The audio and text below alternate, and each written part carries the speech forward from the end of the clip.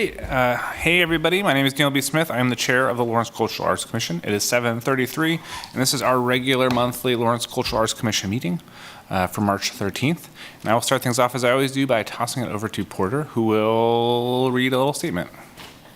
Thank you, Daniel, and good evening, everyone. I just have a few housekeeping items for the Zoom portion of tonight's meeting. This meeting is being recorded and broadcast on the city's YouTube channel and cable channel 25. Please remember to mute yourself during the meeting unless you're speaking. The chat function for this public meeting is disabled. All chats will go to me. Unless you're participating during the meeting, please turn your video off. This allows the active meeting participants to be seen on screen. You'll still be able to hear the meeting. When you are participating in the meeting, please turn your video on. If you have any trouble, you can send me a chat.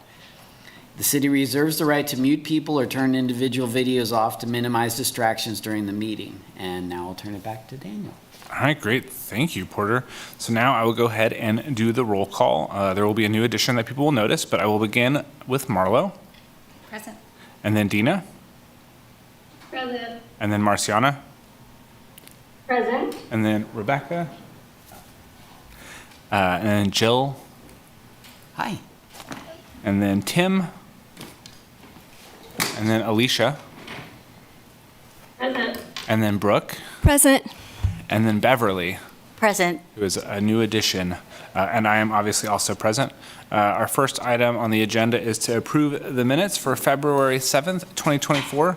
I don't know if anybody's had a chance to look over them. If anybody has any issues with them they would like to point out now. If not, as always, simply looking for a motion to approve.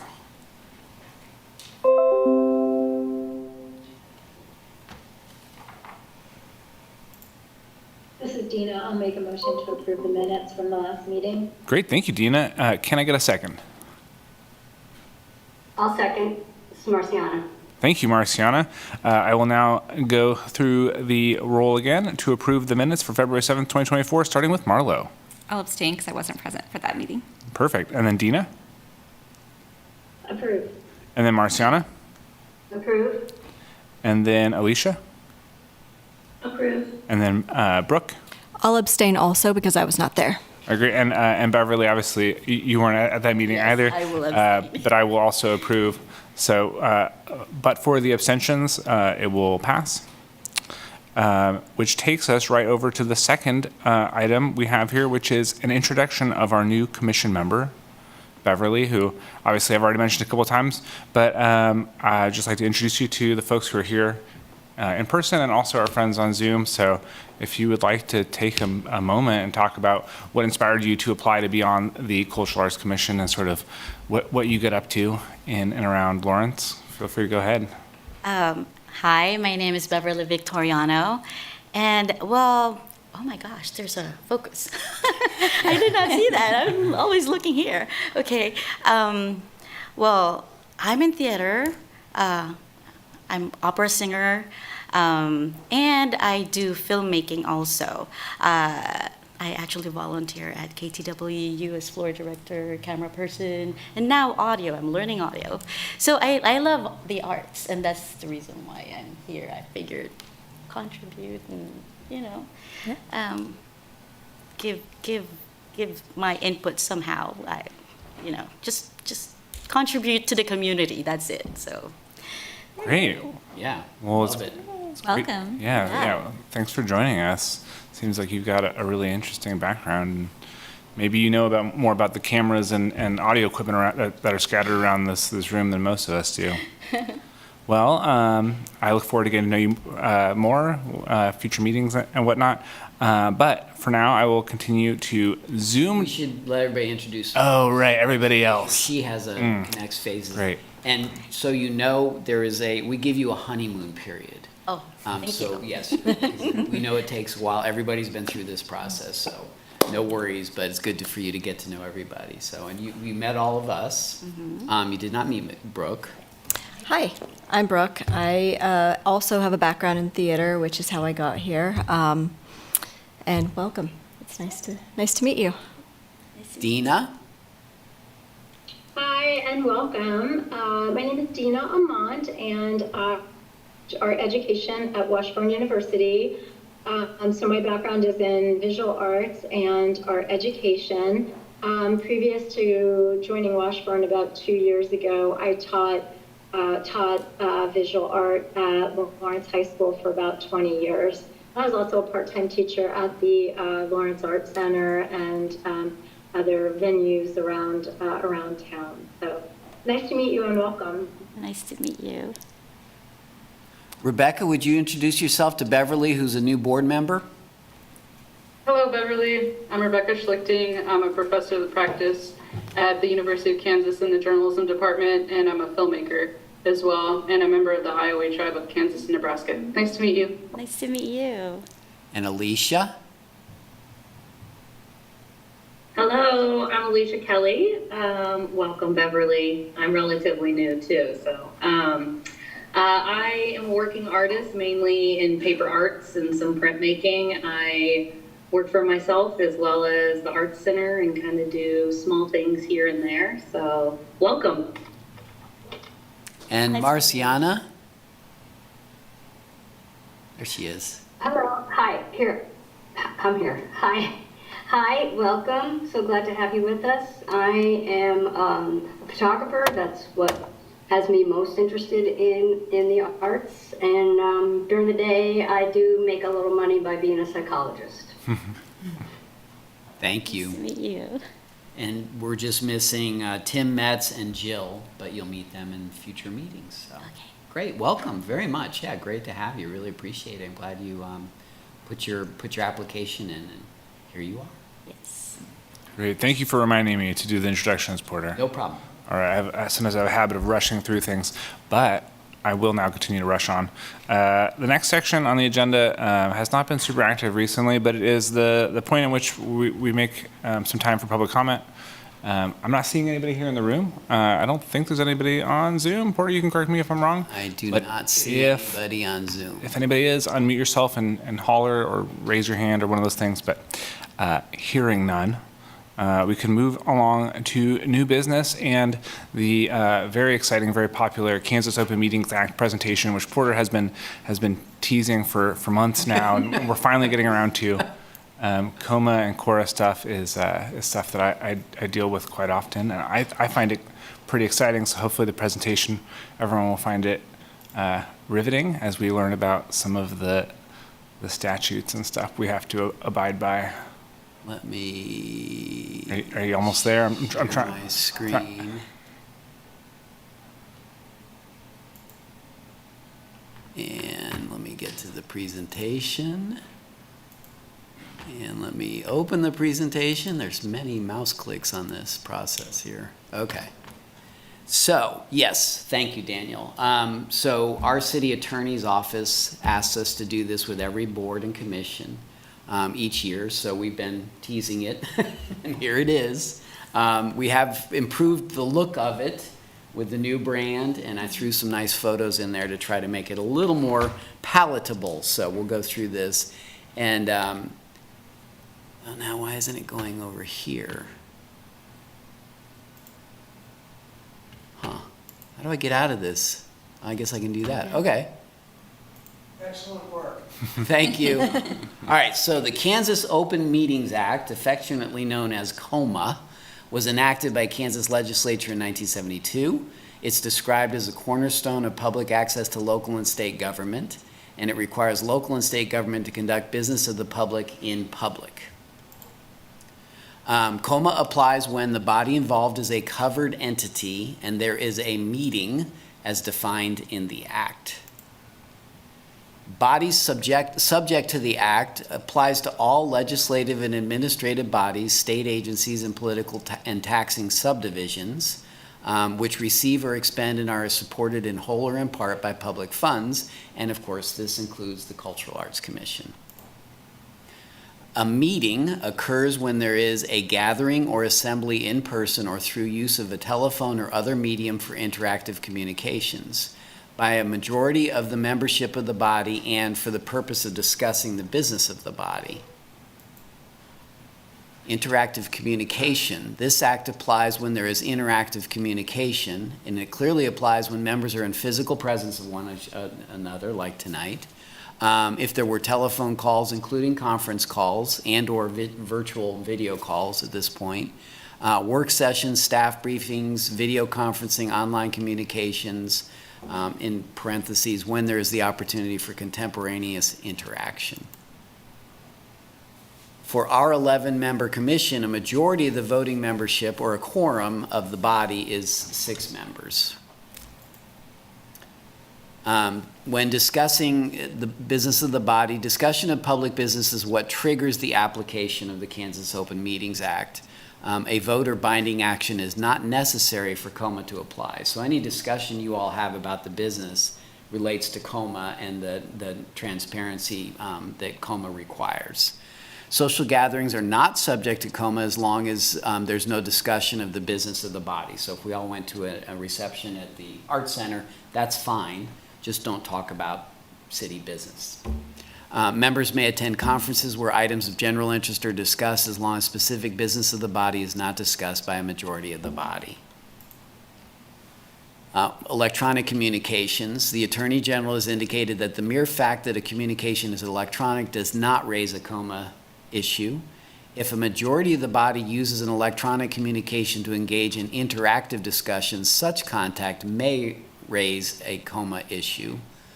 A single email sent to other commissioners would likely not be considered a violation, but participation in an online chat room or instant messaging may be considered a violation of COMA because of its interactive nature.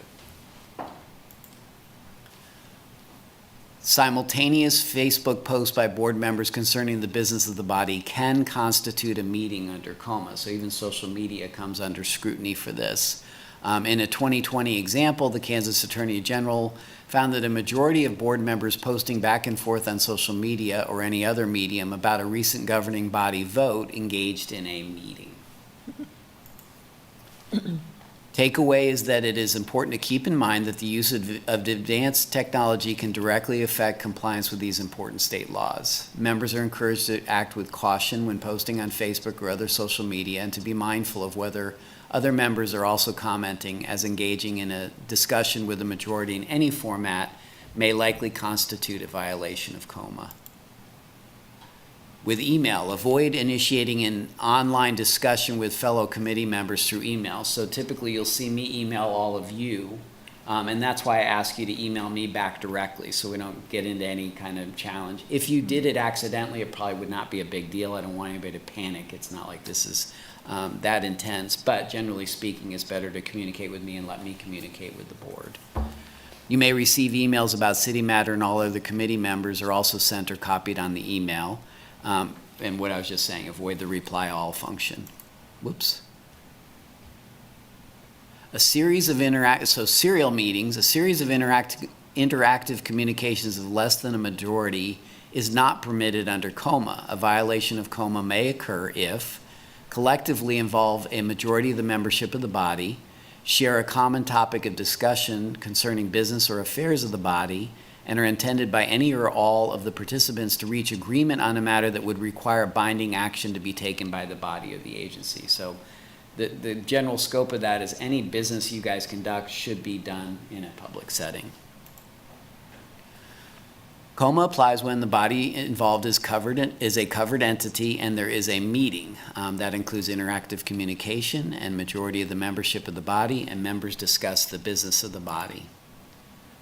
COMA requirements. All meetings of entities covered by COMA must be open to the public and proper notice must be given. So that's why we meet here. That's why we have Zoom, and that front door is wide open so anybody can come in and view this meeting. We also are considerate of people with certain disabilities and that type of thing. So we try to make this as accessible as possible in all ways. Meetings must be conducted so the public may observe or listen to the proceedings. Notice. Notice of the date, time, and place of any regular or special meeting must be given to any person requesting such notice. We do that automatically by posting all of our agendas and that type of thing. COMA does not require notice to be given within any particular time frame. Notice must first be requested before a body is required to provide it. Agendas. COMA does not require an agenda be created. If a body creates an agenda, it should include the topics planned for discussion. Agendas can be amended.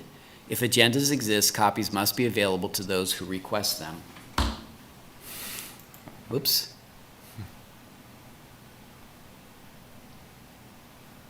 Oh, wait a minute, I lost my place here, sorry. Agendas, okay. Well, thank you. So there you go. Great. Does anybody have any questions?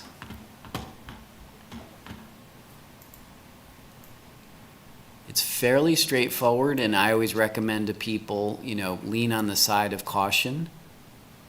And obviously, we're typically not doing significant financial business with the city, but there are programs that we run that we receive funding for. And there have been issues that have been somewhat contentious, so we have to be mindful of that. Okay. There you go. Great, thank you, Porter. If anybody does have any questions, you can always follow up with Porter or I, mostly Porter. But for those of you who are not super familiar with COMA, the best part about knowing about COMA is now if you run into one or more of your fellow commissioners in the grocery store, you can make some witty COMA jokes about how you have to get away from each other before we violate COMA. That's really the upside of knowing about COMA. So that is the only new business we have. I almost said what I always said about this being a short meeting, but we'll see. We are, if nobody has any other comments about COMA, we are going to move into old business, and we have some interesting updates on things that we've previously discussed, beginning with the Lawrence Music Census, which I personally filled out and thought it was very great. So if you want to take it away, Porter, I don't know. Yes, the music census started March 1st. It runs through March 22nd, and we may do an extension if we want to do a push to get more people to fill it out. Thus far, as of Monday, Nick told me that there were about 300 valid surveys, and that's a great start. We're shooting for 1,000, but we suspect that spring break has caused some delay a little bit, so we're going to keep pushing it out. If you guys can do the same with your social media, if you think of anybody that's involved in the music scene in any way, shape, or form, please feel free to push this information to them. We really want to capture as much information as we can. That includes we realize that there's a certain age bracket that's more likely to do a survey. Younger people may not be as intrigued by it, so also working with teenagers and stuff and getting word out to them and making sure that they understand if they're 18 years old or older that we want their information. That would be great. So it's going well, and we're meeting regularly and working out ways to get it promoted, and we will keep you posted. Great. Does anybody have any questions or comments about the Lawrence Music Census? Does not sound like it. As I mentioned, I filled it out. I thought it was really, really good survey, but I have not done a great job of sharing it out to people I know. So I will try and do that a little bit more before March 22nd. That would be great. So if nobody else has any other comments, we do also have an update on the ODSE annual exhibition. That is the outdoor sculpture exhibition. I actually can't remember what we're technically referring to it this year as. We're in this nebulous stage because I still refer to it as the outdoor downtown sculpture exhibition, but I'm also calling it temporary public art program to try to, and I think we'll just we're kind of massage that for a year or so and then kind of move into a new title. The legacy of ODSE is so important, so I don't want to lose that. But I also want to make sure people understand, especially people new to Lawrence, they understand what the intention of the program is. So it's kind of a both and.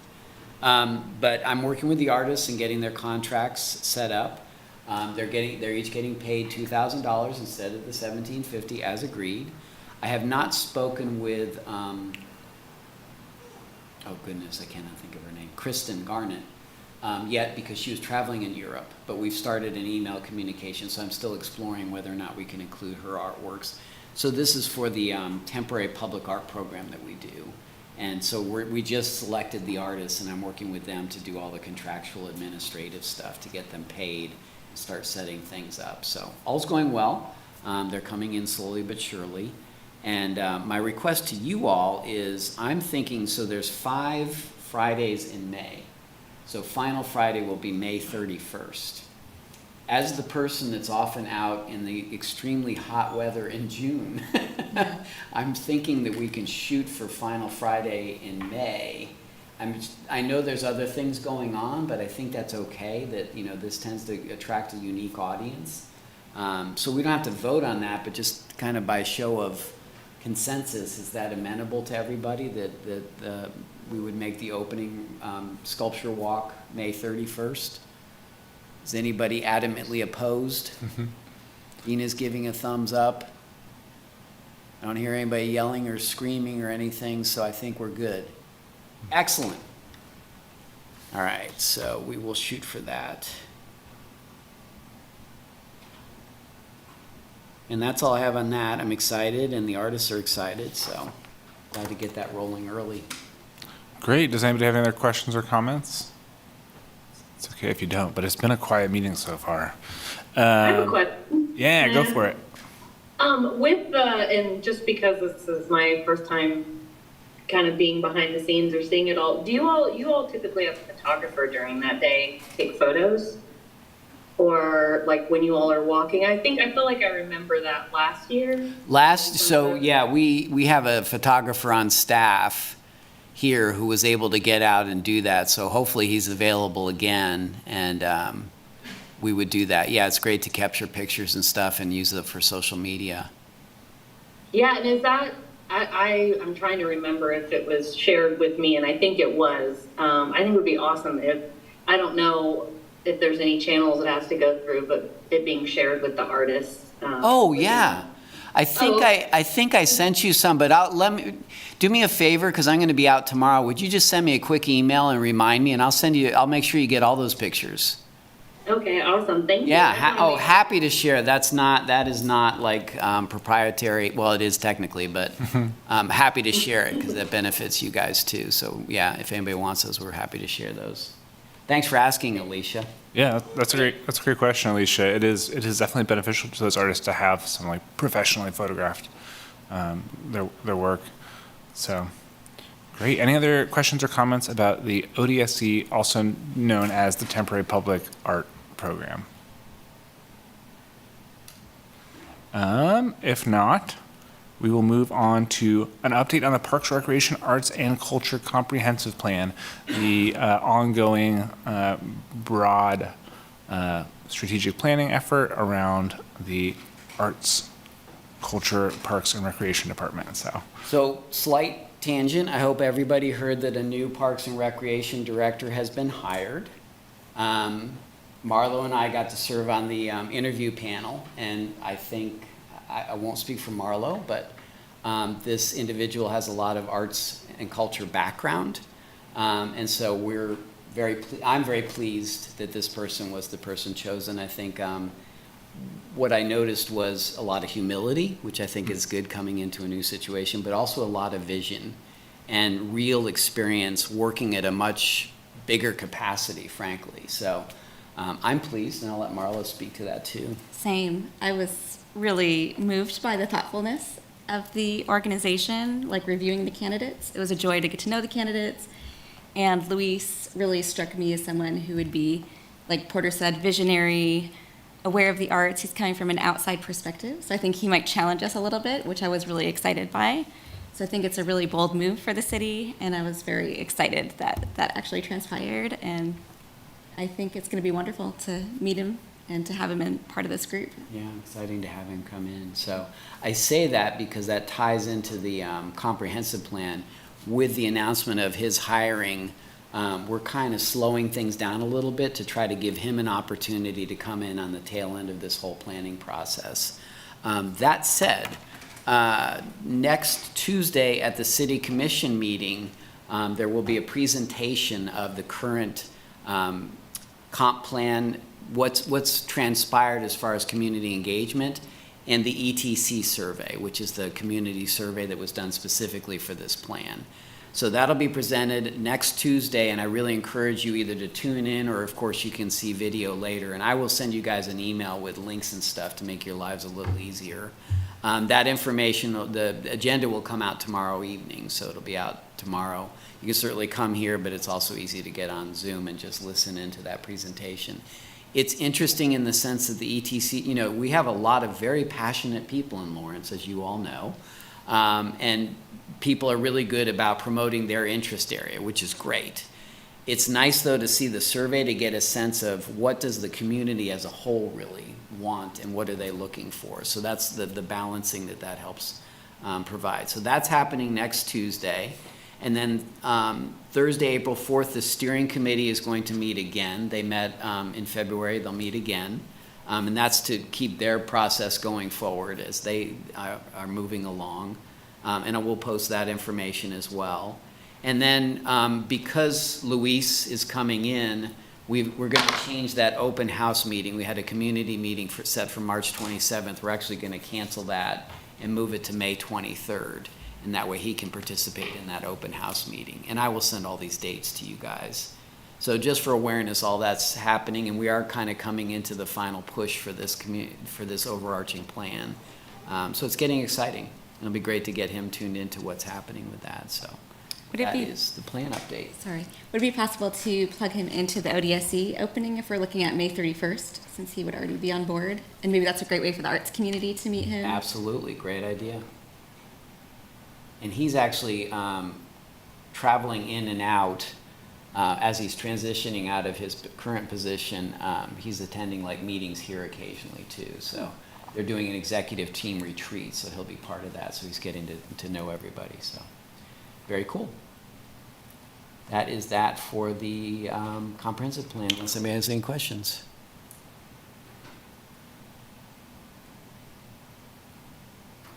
All right, great. Yeah, hearing no questions, I do want to quickly say thank you to Marla for doing that interview. I know that was a pretty long process. I unfortunately was out of town, so thank you for doing that for us. And that is the end of our old business, which brings us right to committee updates. We have a few. The Grants Advocacy Committee does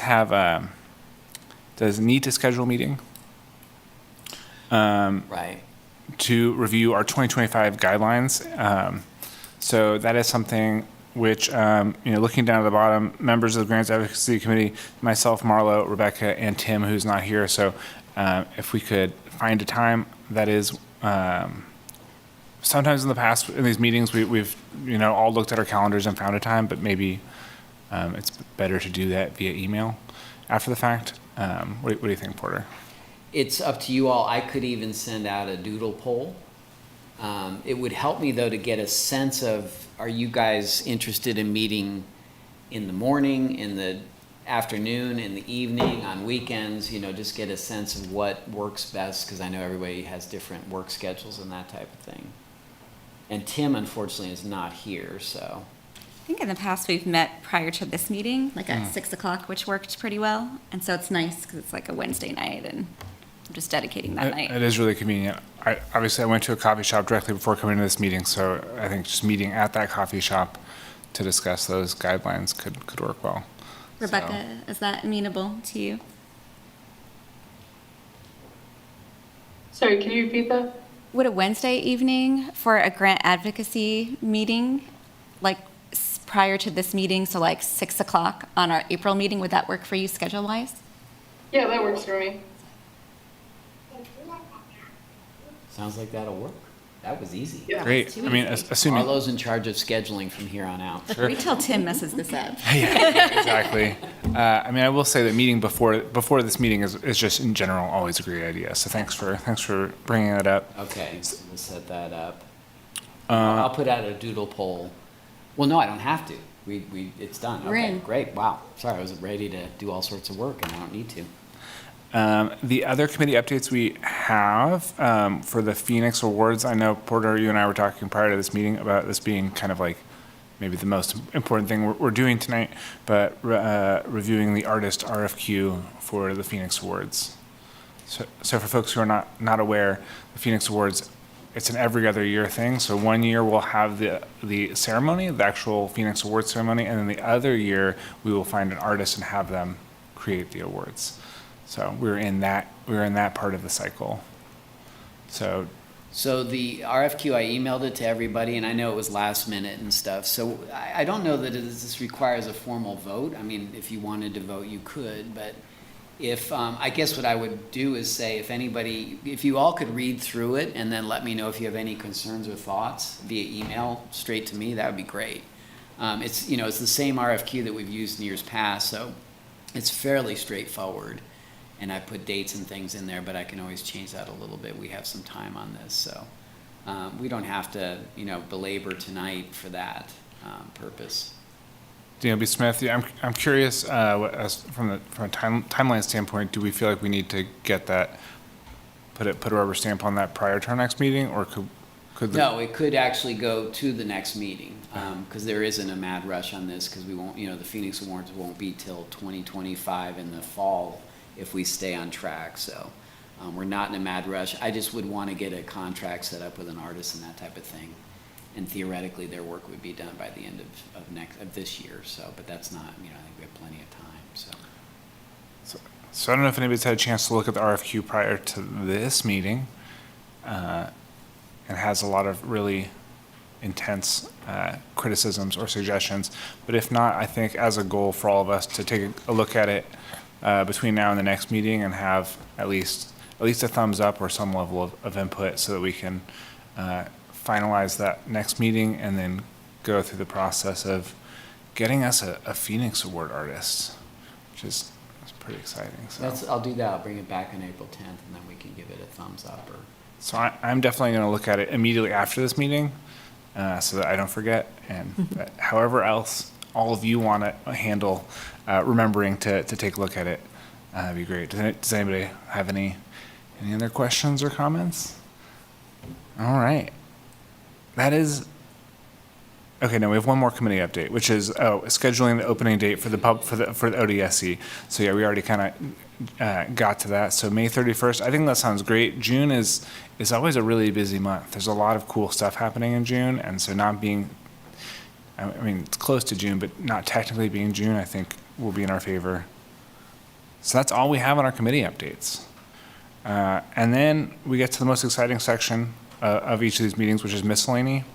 I know that we actually have some dedicated miscellany in the agenda, but I did want to start off the miscellany section for our new member Beverly, and I guess even folks who haven't been around too long. Miscellany is generally a time when we talk about cool things that we've seen, arts or cultural events we've been to, or things that are coming up that we're excited about, that we want to help get the word out about. And I will simply say that I'm excited to go to the Transit Center's opening on the 23rd.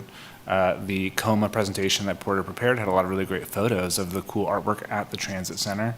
And I'm excited to see a big ribbon get cut in front of all that cool art and clap vigorously.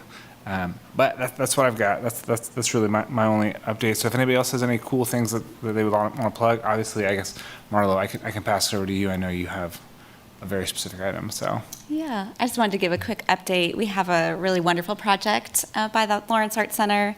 It's to honor the Lillarda community.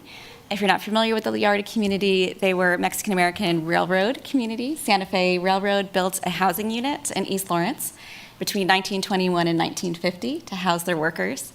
And since then, there was a flood in 1951, so all that's remaining are concrete foundations to this day. So we've received a grant from Blue Cross Blue Shield to display a public piece of artwork on an intersection on the Lawrence Loop that's close to the Lillarda site. So we've been working in partnership with Parks and Recreation, with Porter's help, as well as Blue Cross Blue Shield, Douglas County Live Well with their connections to the Lawrence Loop, because we're trying to get people engaged on the trail system and appreciate art in a new way and recognize culture. And the Lillarda families are pretty much the most important part of the steering committee, as well as the Watkins Museum of History. So we've had an RFQ that's out. It closes on Friday, so that's why I wanted to bring it up at this meeting, just so everyone was aware. We've gotten some great inquiries, mostly local artists from Lawrence, Topeka, and Kansas City, but people have taken site visits to the area. We're primarily looking for a 3D piece of art. There's not a wall on that intersection. So we've gotten some great inquiries from artists. So I'm excited to see by March 15th what comes in, but I wanted you all to be aware. And if you had any questions, feel free to let me know. But it's a really exciting project, and I'm delighted that it's happening. We have residents that lived there as children And so I'm really passionate about getting this project ribbon cut while they can see it in their lifetimes, because it's such a gift to have them share their experience in their own words, not us just recounting history from a third-person perspective. So it's a really awesome project. We're hoping like fall of 2025 it would be open. So. Can you share the webpage? Yes, thank you, Porter. FindingLayarda.com is our website, and it has a description of the project, it has the RFQ, and then it also has a description of an exhibit that we're doing at the Art Center in August. So we're going to recreate a room from Layarda, and we have 6 different artists collaborating together to recreate this. We have a piñata artist doing a gorgeous mural. I'm doing some video projections. We're constructing kind of like a set that you're going to walk through and experience what it was like, because it was really close quarters. We have a sculpture artist that's doing some hand and face moldings of the residents and their families to recreate some of their imagery. So it's a very exciting project. And findinglayarda.com, maybe Porter could share that out to the group in a subsequent email. But if you know of any artists that would just get at their RFQ, and by Friday, feel free to spread the word. But it's really exciting. I'll keep you all updated as we go along. Yeah, it really is it's one of those, the more I learn, the more intriguing it gets. Yes. So it's really fun and exciting. Cool, thanks. Yeah. That's thank great. you. Thanks for sharing that, Marlo. I feel like that's something that I've heard people talking about, and it's been, in the works for a long time. So having like even a projected date when that might be happening is pretty exciting. If anybody else has anything they have recently seen or experienced or are looking forward to, feel free to share. No pressure, as always. I know we've talked in the past about how at this point in the meeting, sometimes people are just sleepy and want to go, but I'll open the floor. I'll go.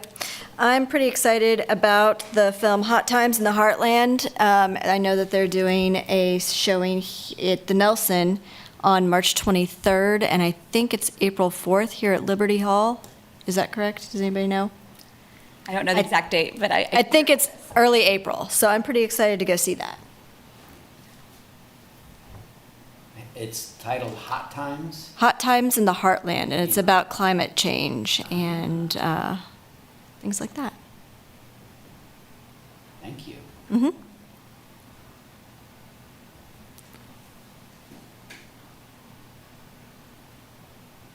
All right, well, hearing none, that will be pretty much the end of our meeting. This was actually a shorter one. I didn't actually do the thing that I used to do where I would say, I feel like this meeting is going to be short, and then it'd be like 2 hours long.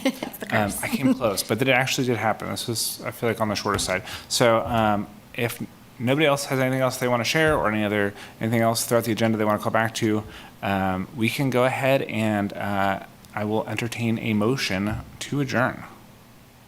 I'll make a motion. Thank you, Marlo. And can I get a second? I'll second. Thank you, Brooke. For our new members, we don't do roll call for the adjournment. So that's just it. Never had anybody say we don't want to adjourn. Yeah. We have a motion and a second. So thank you all for joining us for this relatively short Lawrence Cultural Arts Commission meeting. I will see you all next time, if not sooner. And thank you all for volunteering your time. Thank you to Kurt. Thank you to Porter. Thank you to whoever prints the agendas for us. Is that also you, Porter? Yes, ma'am. Okay, great. Thanks, you so much. everybody. Thank you.